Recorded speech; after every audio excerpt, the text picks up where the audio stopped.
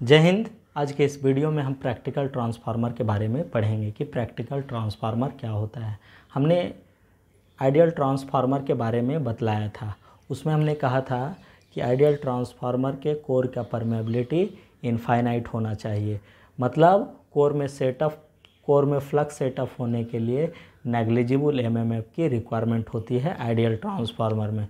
फिर हमने कहा था आइडियल ट्रांसफार्मर के बाइंडिंग में कोई रेजिस्टेंस नहीं होता है, साथ ही साथ वहाँ कोई लीकेज फ्लक्स नहीं होता है, मतलब कोई लीकेज रिएक्टेंस ट्रांसफार्मर में नहीं होता है आइडियल ट्रांसफार्मर में। फिर हमने कहा था उसमें कोई लॉसेस नहीं होता है, ना ही कॉपर लॉस होता है, ना ही एडी करंट लॉस होता है, ना ही हिस्टेरिसिस लॉस होता है। इसका मतलब है कि आइडियल ट्रांसफार्मर की इफ़िशियंसी 100% होती है। क्या होती है? 100% होती है। लेकिन प्रैक्टिकल ट्रांसफार्मर अलग होता है। चूँकि आइडियल हम अजम्पशन लेते हैं, वो सिर्फ एजम्पशन है। एक्चुअली आइडियल ट्रांसफार्मर एग्जिस्ट नहीं करता। जो भी होता है रियल ट्रांसफार्मर होता है, प्रैक्टिकल ट्रांसफार्मर होता है, मतलब उसके बाइंडिंग में कुछ ना कुछ रेजिस्टेंस होता है, कुछ लीकेज फ्लक्स होता है, समझ रहे हैं? मतलब उसके कोर का परमेबिलिटी इनफाइनाइट नहीं होगा, मतलब वहाँ फ्लक्स सेटअप होने के लिए एमएमएफ की रिक्वायरमेंट होगी, एक डिफिनिट एमएमएफ की रिक्वायरमेंट होगी। लेकिन आइडियल ट्रांसफार्मर में हम सब कुछ आइडियली एज्यूम करते थे, लेकिन रियल ट्रांसफार्मर, प्रैक्टिकल ट्रांसफार्मर में ऐसा नहीं है। यहाँ कुछ ना कुछ बाइंडिंग में रेजिस्टेंस होगा, कुछ ना कुछ लीकेज फ्लक्स होगा, साथ ही साथ लीकेज रिएक्टेंस होगा, लॉसेस भी होगा। मतलब हम कह सकते हैं कि प्रैक्टिकल ट्रांसफार्मर की इफिशियंसी 100% नहीं होगी। क्लियर? तो हम देखिए, मान लो कि हमारा क्या है कि हमारा ये ट्रांसफार्मर है। क्या है? ट्रांसफार्मर है, आइडियल ट्रांसफार्मर है, सॉरी प्रैक्टिकल ट्रांसफार्मर है। तो जब प्रैक्टिकल ट्रांसफार्मर है सर, तो ये जो प्राइमरी वाइंडिंग है और ये सेकेंडरी, ये प्राइमरी है और ये सेकेंडरी है, तो इसके बाइंडिंग में कुछ ना कुछ रेजिस्टेंस भी होगा, कुछ लीकेज रिएक्टेंस भी होगा, यहाँ भी कुछ रेजिस्टेंस होगा, इसके बाइंडिंग में कुछ लीकेज रिएक्टेंस होगा। मतलब जब अब लीकेज रिएक्टेंस है, रेजिस्टेंस है, तो यहाँ वोल्टेज ड्रॉप भी होगा। मतलब जितना सप्लाई वोल्टेज V1 है वो और जो इंड्यूस्ड ईएमएफ E1 है, दोनों अलग अलग होगा, माने दोनों अब इक्वल नहीं होगा। उसी तरह यहाँ जो हमारा इंड्यूस्ड ईएमएफ E2 है और टर्मिनल वोल्टेज V2 है, ये दोनों अलग अलग होगा, वो सेम नहीं होगा। चूँकि ये प्रैक्टिकल ट्रांसफार्मर है, तो कुछ ना कुछ बाइंडिंग के रिएक्टेंस और रेजिस्टेंस में वोल्टेज ड्रॉप होगा। यहाँ भी सेकेंडरी में भी रेजिस्टेंस और रिएक्टेंस में वोल्टेज ड्रॉप होगा। क्लियर? तो आज का हम टॉपिक में देखेंगे resistance of transformer binding with no magnetic leakage. यहाँ हम पढ़ेंगे resistance of transformer bindings with no magnetic leakage. मतलब यहाँ हम पढ़ेंगे ट्रांसफार्मर में कोई मैग्नेटिक लीकेज नहीं है, लेकिन उसके बाइंडिंग में रेजिस्टेंस है। तो हमारा हेडिंग आज का है resistances of transformer, resistance of transformer binding with no magnetic leakage. No magnetic leakage माने बाइंडिंग में रेजिस्टेंस है सर, लेकिन कोई मैग्नेटिक लीकेज नहीं है। ये हम एजम्पशन ले रहे हैं, विथ नो मैग्नेटिक लीकेज। अगला वीडियो हम जब बनाएंगे तो हाँ, हम सेपरेट वीडियो बनाएंगे मैग्नेटिक लीकेज पर, समझ रहे हैं? सेपरेट वीडियो हम बनाएंगे मैग्नेटिक लीकेज पर, हम सेपरेट वीडियो बनाएंगे। तो मान लो कि हमारा सर ए कोई ट्रांसफार्मर है, ए कोई ट्रांसफार्मर है जिसका ए कोर है। ये प्राइमरी वाइंडिंग हमने दिखाया सर, ये हमने दिखाया सेकेंडरी वाइंडिंग। ये हमने क्या दिखाया? सेकेंडरी वाइंडिंग हमने दिखाया है, सेकेंडरी वाइंडिंग। तो देखो, ये प्राइमरी वाइंडिंग है, तो हम मान लो कि प्राइमरी वोल्टेज V1 है। ये सेकेंडरी वाइंडिंग जो लोड से कनेक्टेड है, मान लो लोड में वोल्टेज क्या है सर? V2। इसमें इंड्यूस्ड ईएमएफ कितना है? E2। इसमें इंड्यूस्ड ईएमएफ कितना है सर? E1। तो अब देखिए, इस ट्रांसफार्मर का जो ये फिगर है ये कंस्ट्रक्शनल फिगर है। कैसा फिगर है? Constructional figure.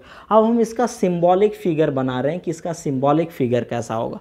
तो सिंबॉलिक इसका ऐसा होगा सर, ये इसका सिंबॉलिक होगा।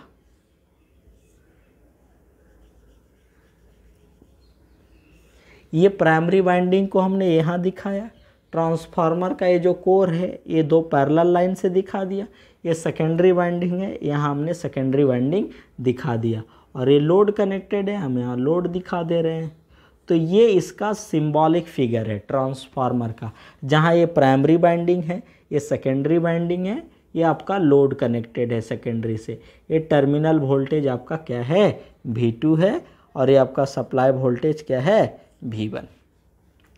तो अब देखो सर, कह रहा है कि ये आपका प्रैक्टिकल ट्रांसफार्मर है, तो इसके बाइंडिंग में कुछ रेजिस्टेंस होगा ना। और मान कर चल रहे हैं कि कोई मैग्नेटिक लीकेज नहीं है। तो जब कोई मैग्नेटिक लीकेज नहीं है तब इसके सिर्फ रेजिस्टेंस को कैसे दिखाएंगे?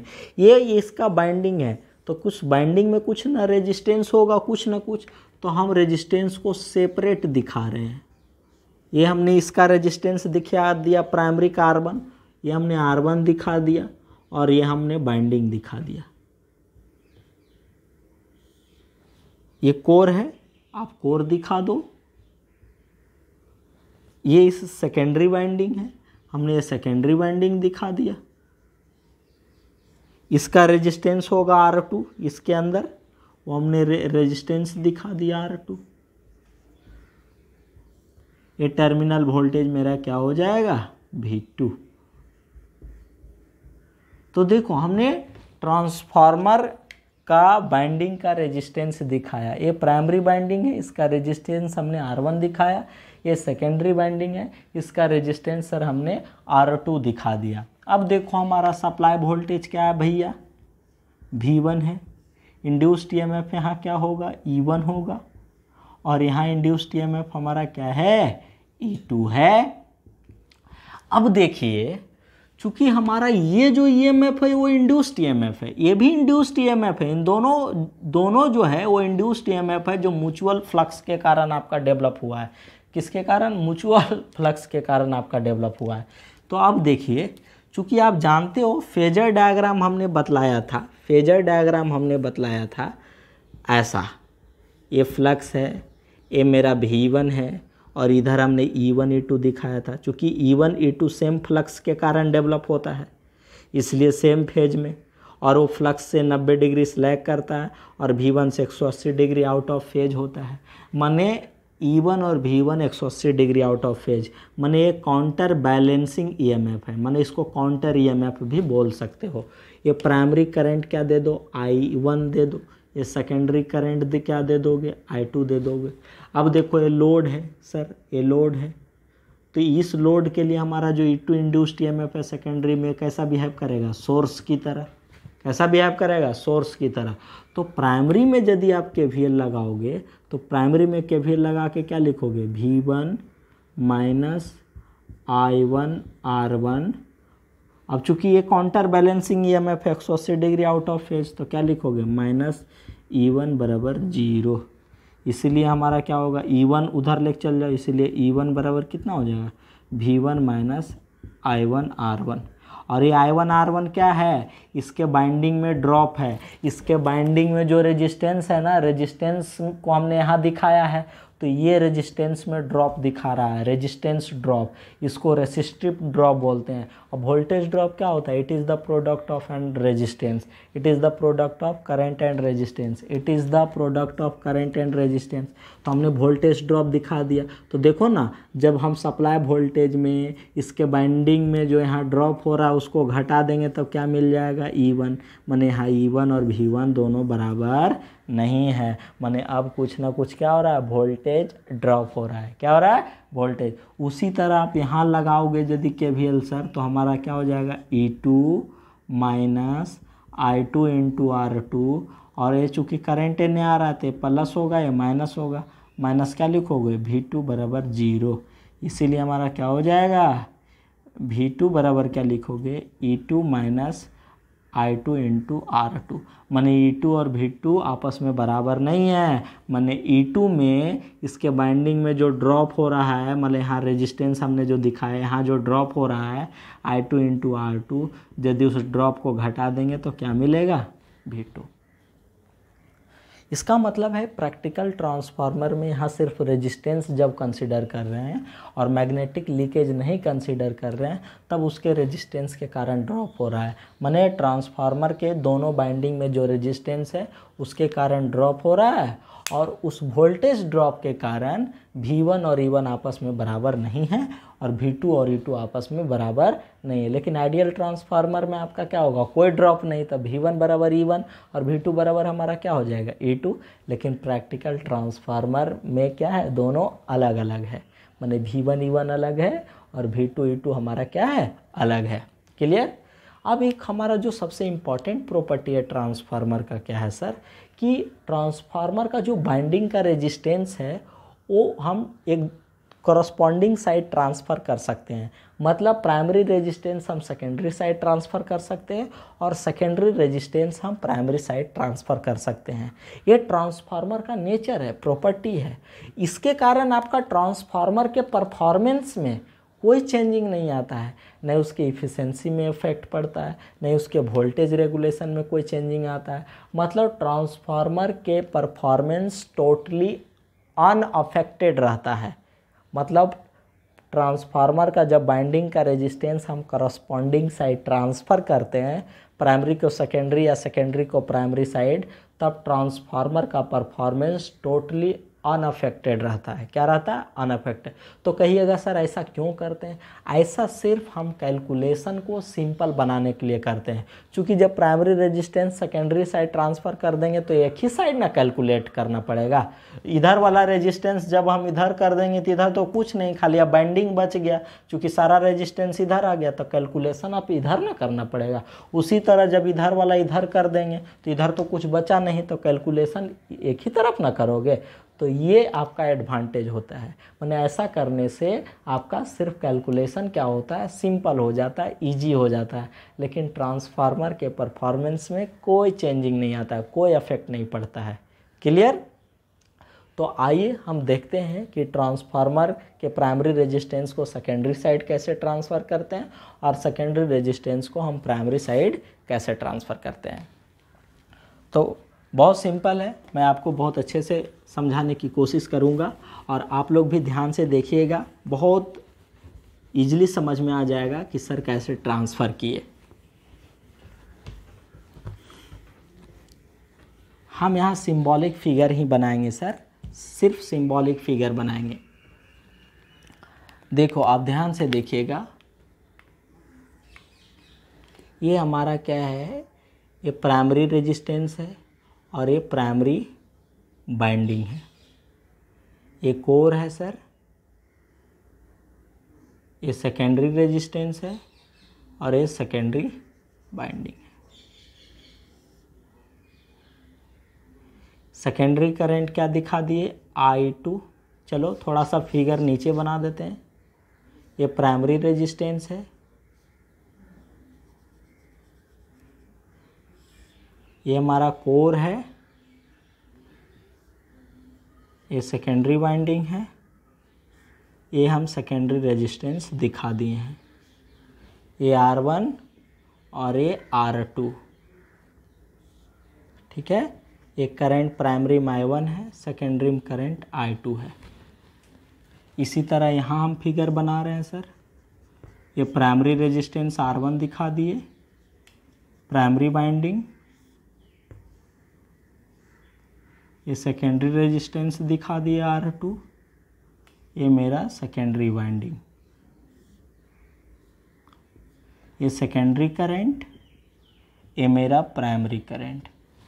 अब देखिए हम बना दिए, ये अलग रेजिस्टेंस नहीं है, इसी बाइंडिंग के रेजिस्टेंस को हम यहाँ दिखाए हैं, इसी बाइंडिंग के रेजिस्टेंस को हम यहाँ दिखाएं, इस बाइंडिंग के रेजिस्टेंस को हम यहाँ दिखाए, इस बाइंडिंग के रेजिस्टेंस को यहाँ दिखाए।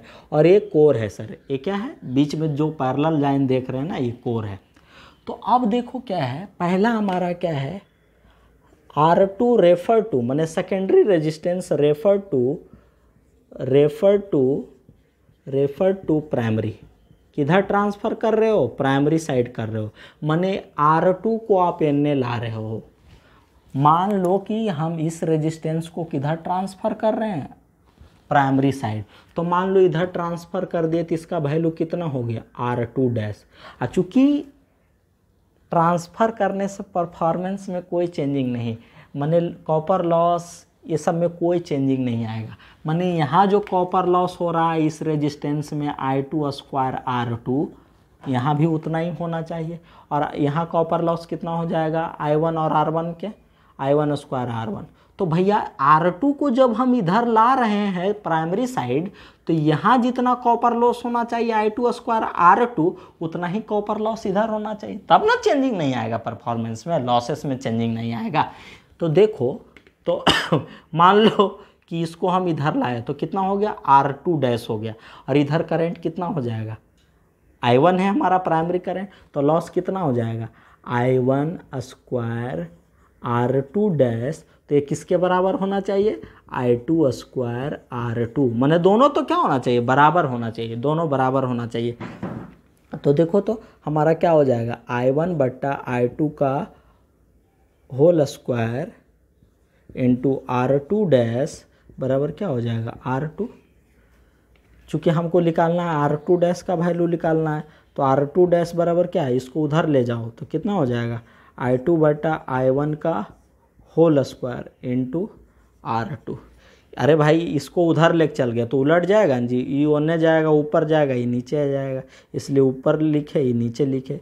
आप चूँकि जानते हो I1 बराबर होता है के I2, नहीं तो देखो तो 1 बट्टा के, माने इसको एन लाए तो कितना हो जाएगा I2 बट्टा I1, माने I2 बट्टा I1 को क्या लिख सकते हैं 1 बट्टा के, इसीलिए R2 डैश बराबर कितना हो जाएगा 1 बट्टा के का होल स्क्वायर इंटू R2।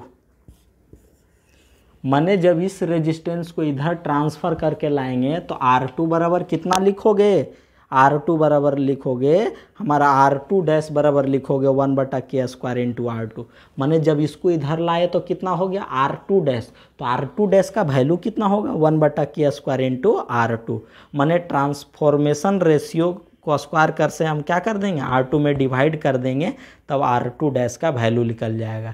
माने जब इधर वाला रेजिस्टेंस को इधर लाएंगे तो 1 बटा के स्क्वायर से गुना करना पड़ेगा, माने R2 में 1 बटा के स्क्वायर से क्या करना पड़ेगा गुना।